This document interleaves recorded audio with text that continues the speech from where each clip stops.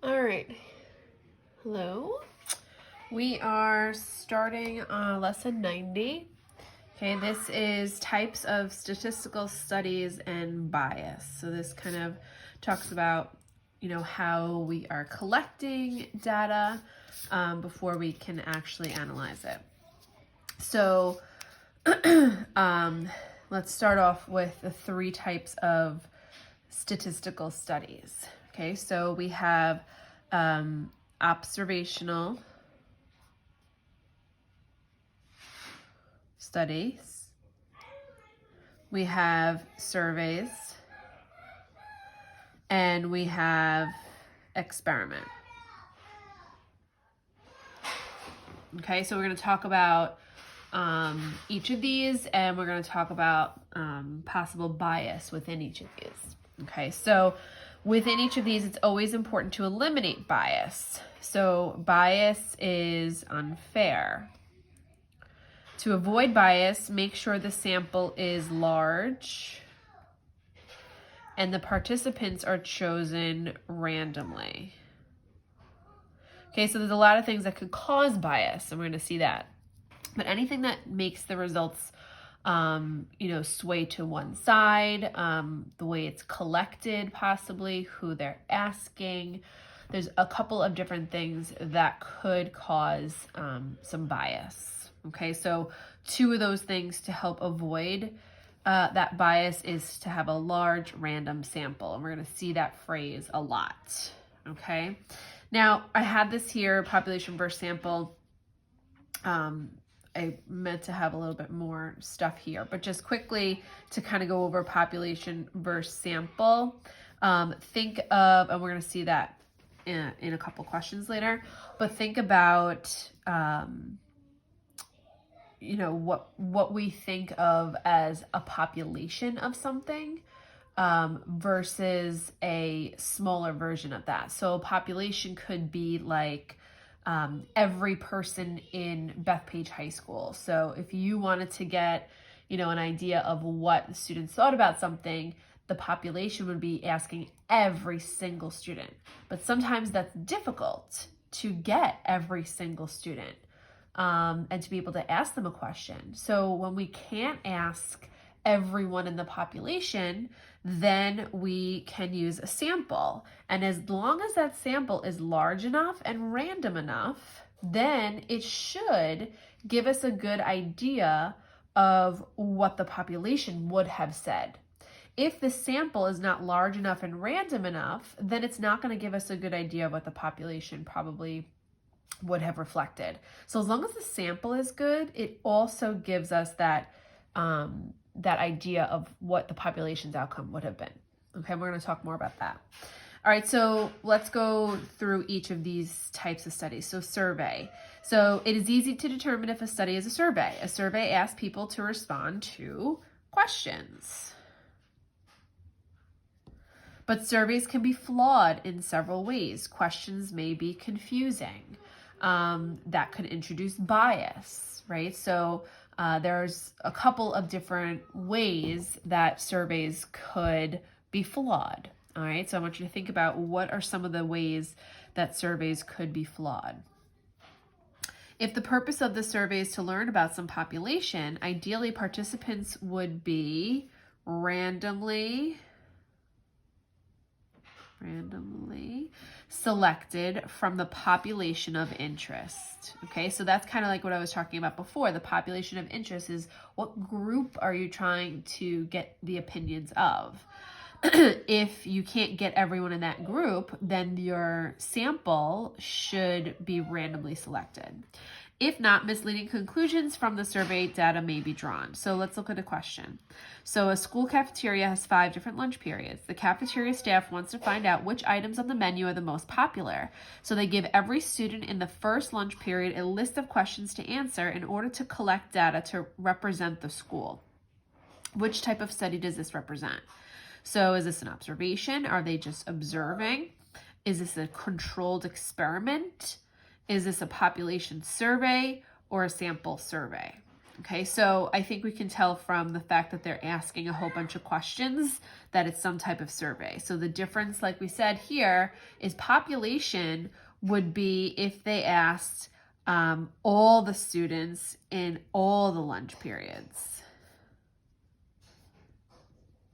But that might be difficult. There might be not enough staff to do that. It would just be too complicated. Maybe, you know, there's a lot of kids absent that day, or they're not going to get a good random sample if they don't, or they're not going to get every single person is what I mean for the population, but they could get a good random sample by picking just one of the periods, because, you know, in each period, there's all the grades. There's people who buy lunch, people who don't buy lunch. It's a mix, right? So that would be a sample survey.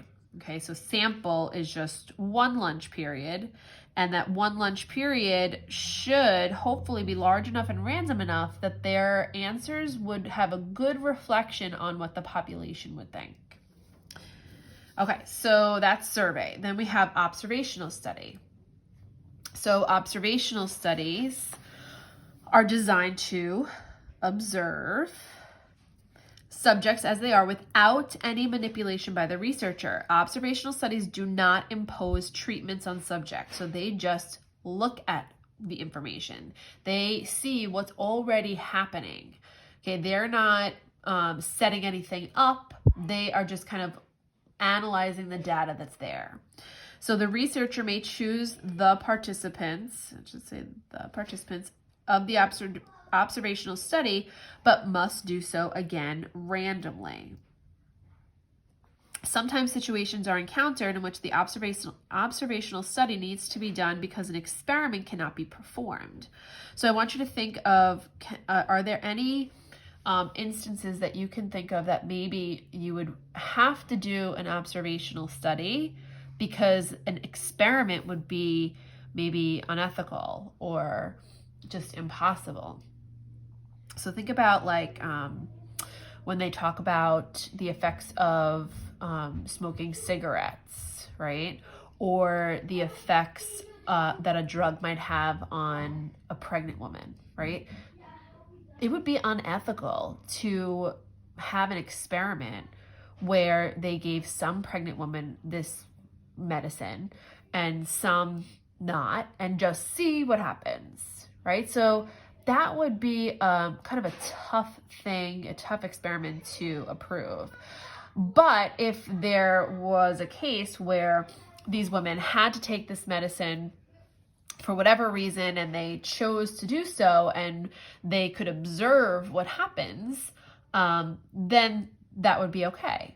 Same thing with the smoking, right? If they wanted to see the effects of smoking, it would be unethical to make a group of people smoke and then make another group not smoke and see what happens. But if people are already doing it and already smoking, then they can just observe what's going to be happening with that group. Okay, so sometimes observational studies are really what need to happen. And an observational study, because of that, cannot conclude cause and effect, okay? Because you are not imposing the treatment. You are just seeing what happened. All right, so let's take a look at the question. So it says, which scenario is best described as an observational study? Okay, so for class projects, students in health class ask every 10th student entering the school if they eat breakfast in the morning. 2, a social researcher wants to learn whether or not there is a link between attendance and grades. She gathers data from 15 school districts. 3, a researcher wants to learn whether or not there is a link between children's daily amount of physical activity and their overall energy level. During lunch at the local high school, she distributed a short questionnaire to students in the cafeteria. And 4, 60 seniors are taking a course in advanced algebra concepts and are randomly divided into 2 classes. One class uses a graphing calculator all the time, and the other class never uses the graphing calculator. A guidance counselor wants to determine whether there's a link between graphing calculator use and students' final exam grades. Okay, so Let's take a look at these. So we're looking for which is an observational study. So remember, it does not impose treatment, and you're just looking at the data. Okay, so think about which one do you think the answer is. And it is number 2. Okay, so this first one is a survey. This one's also a survey. And this one is an experiment, which we're going to talk about in a minute. All right, example 3. There's a strong positive relationship between the number of television sets in a country and the life expectancies of its residents. Could one conclude that to increase the life expectancies of the residents of some country, they need to only increase the number of television sets in that country? So there is a strong positive relationship, right? So think about what that means. So this country, the high number of television sets, and it's a high life expectancy of its residents. So does that mean that because they have so many TVs, that's why their life expectancy is so high? So I think we can figure out, okay, that doesn't really make sense, but why is there a strong positive relationship? So I want you to think about what could possibly be something called a lurking variable. So a lurking variable is one that causes two variables to have high relationship, even though there's no real direct relationship between the two variables. Okay, so we want to also correlation does not mean causation. Does not mean causation. So just because there is a strong correlation doesn't mean one thing is causing the other thing to happen.